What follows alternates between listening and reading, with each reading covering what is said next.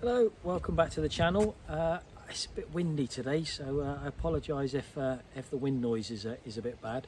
I'll try and video between before it gets really windy later on. So we're now ready to start putting the walls up, and now it will really start taking shape.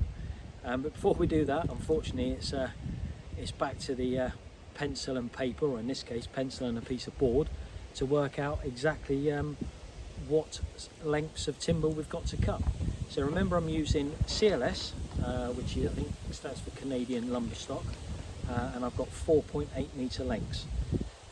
So I'm restricted in height. Remember, I'm 2.4 metres from the floor to my eaves. So we need to work out how many lengths we're going to need. We're going to start with the back wall, how many lengths we're going to need in the back wall, and what it's going to look like before we start putting it together. So let's have a look, see what that looks like.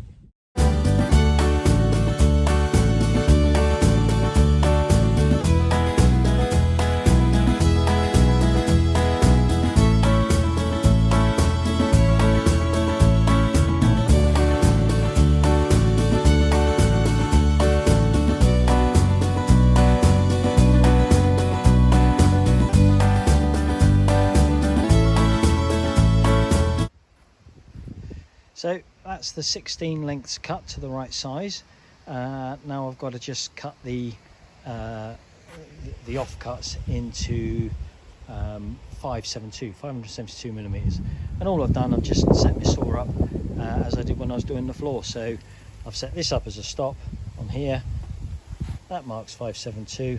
Cut one, just keep putting all those pieces up to that stop and just keep on cutting. So we've got all our pieces cut for the back wall and some of the noggins as well.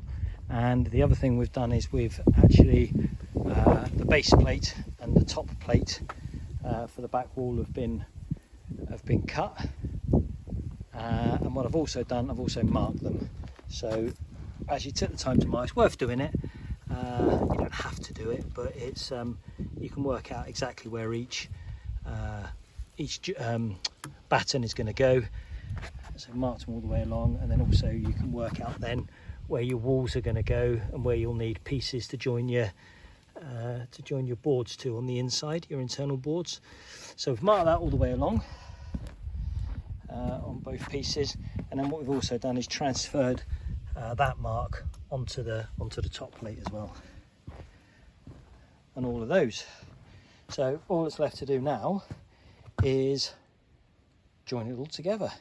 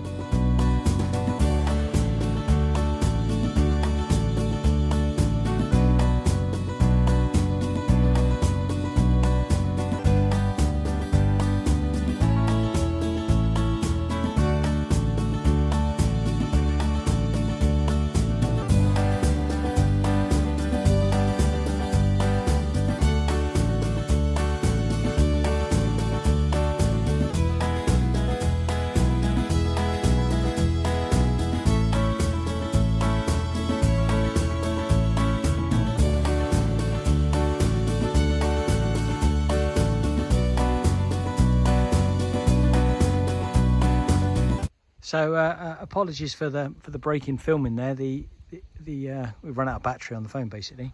So anyway, as you can see, the back wall's up. Not quite got every noggin in yet, but enough to get it up and support it. And we got the 3 pieces of timber there, just to keep it up and level whilst we make some other walls and secure it all in. So that's where we're at the moment. What we need to do now is get the saw out again and chop some more, and for the next walls, which will probably be the 2 end ones. So it's pretty much the same as it was yesterday when we was doing the back wall. We're just cutting the uprights to length. I need at least 24 of them to do 3 of the walls. That's the front door, if you like, or the left one as you look at it from the front, the 2 in the middle and the 1 at the rear. Although what I've decided to do is, because I didn't order enough timber for the roof, deliberately so I didn't over order, the actual second wall in, so the wall that's going to be roughly there, that's going to have no insulation in it at all. It's just a dividing wall between the honey house and the pottery drying room. So what I've decided to do is to put some 3-inch CLS in there, as it's only a dividing wall.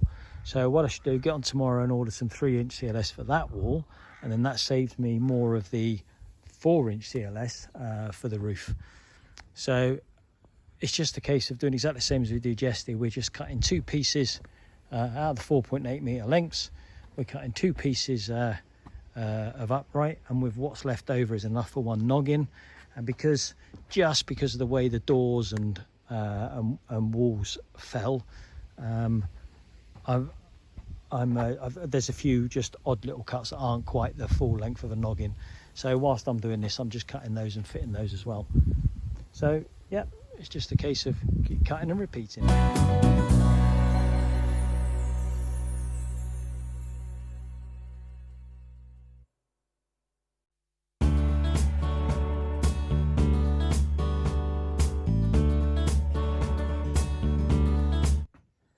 So things are moving on. I haven't done a lot of recording because it all got pretty samey really, just building panels and putting them up.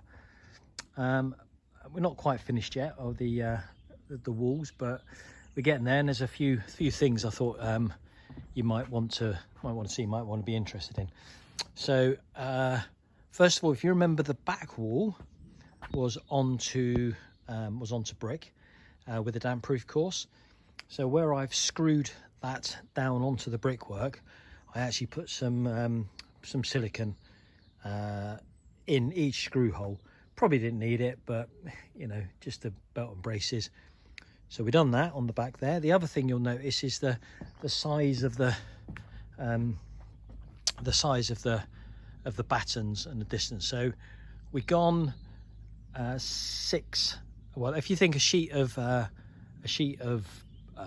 OSB is 1220 or 1222, that means that between 2 battens is 1222. So the middle one is around about 611. So most of them are those sizes as it comes in from the room. So for example here, see that one is not quite so big because we've gone from what's going to be there where the orange post is will be where the other wall goes. So from there it will be 12, 20, 1 sheet, 2 sheet, 3 sheet, and then it'll just be a piece on the end there. And the other thing you'll notice that we've staggered the noggins. So you don't have to stagger them, you can have them straight, but if you stagger them, it just makes it easier to secure them, because you can nail on both ends easier. If you have them all in a straight line, that becomes a bit difficult. But the other reason I've done that is, again, for the size of the insulation when we come to put it in.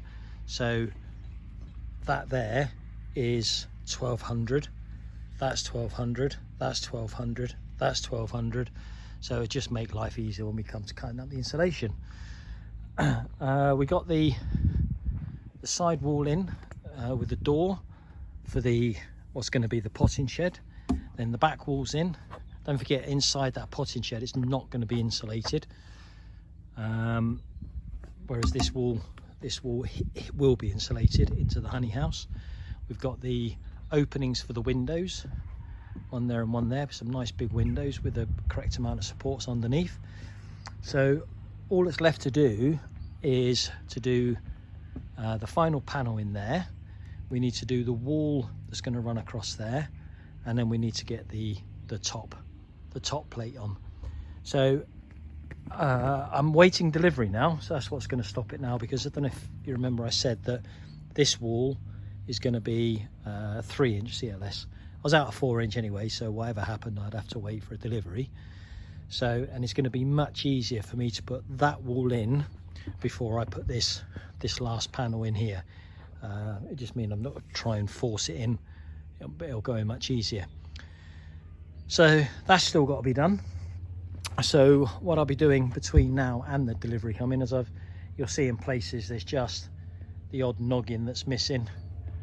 One over there in the corner, one there, one there. So what I'll be doing is I'll be cutting those up, getting those in. I'll be making that panel to go in there, making that last panel, although it won't actually be fitting it, and I'll start putting some of the top plate on, and I'll show you that as we come to it. Just one other point is, so the green vapor barrier, if you remember, that's gone over underneath the floor. It's wrapped round, so there, so it came from underneath the floor, and then it's wrapped round, and it will go up and in front of the wall. That will sit up like that, and then the vapor barrier for the walls can just then secure down onto that. So that's where we are at the moment. It's just a case of carrying on, cutting and nailing the rest of these panels together.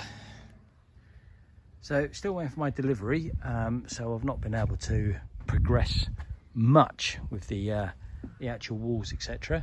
However, we've now got every single noggin fitted. I've got some of the top plate fitted, and the purpose of the top plate is just to start to tie it all together. So you can see from that corner, so that top plate goes over that back wall and over that front wall, so that really ties it in well. And then the same with it'll be the same with this plate. You can see this plate goes over the front and back wall, and that secures it all in, and then the rest of the top plate just strengthens it all up. So we've got a lot of that in, but we're still waiting for a bit more timber. So we got most of that in. We have got that panel made, which is the one going in that corner, as soon as I can get going. So yeah, so once we got that, the rest of the timber, we'll finish that. So what I'm doing now is I've still got plenty of the 4-inch CLS left. Not enough to complete the job, but enough to be going on with. So I'm actually starting the roof. And what I do, I'll make a video complete on the roof, but just so you're out, the earlier video I did about planning the roof, all I've done, I've put a temporary piece of timber up there, and I've checked to make sure that it is all still good, which it is. And the reason I've done that is I just wanted to double check, measure twice, cut once, because now with every piece of timber I've got left, I'm just going to cut all the rest of the roofing joists that I can. So the way I do that, the first one that I cut is my pattern, and I marked it with a P. And so this one that's on the top is my pattern. So all of them are going to be made exactly the same as this. So because I've got 4.8 meter length, and it wants to be cut exactly in half, then obviously if I cut it exactly in half, that'll make each piece too short. So what I've had to do is actually get the angle on through the middle, and the simplest way to do that is, because I've got my pattern, is just clamp it down at that end. I've got a few mil breathing space, but clamp it down at that end, and then I can come across to this end, make a mark, and then I know where I've got to cut. And yes, as simple as that. 22.5 degrees, it's on the mark on the saw, so it's just a case of offering them all up, marking them, cutting them. So that's what I'm going to be getting on with.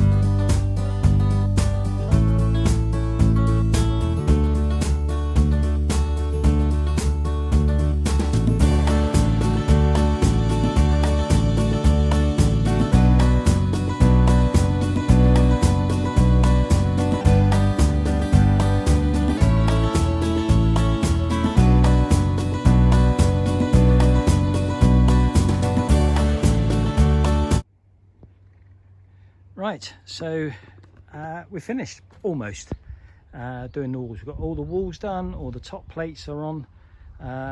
So we're up here get a slightly different view, because you'll see what I meant about them overlapping.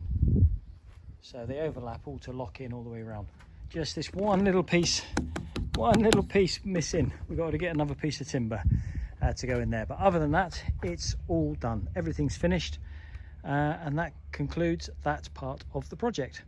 So thanks for watching. If you're still with me on the next one, we'll be looking at the roof. We'll get all the roof sorted. So thanks again for watching, and I'll see you on the next one.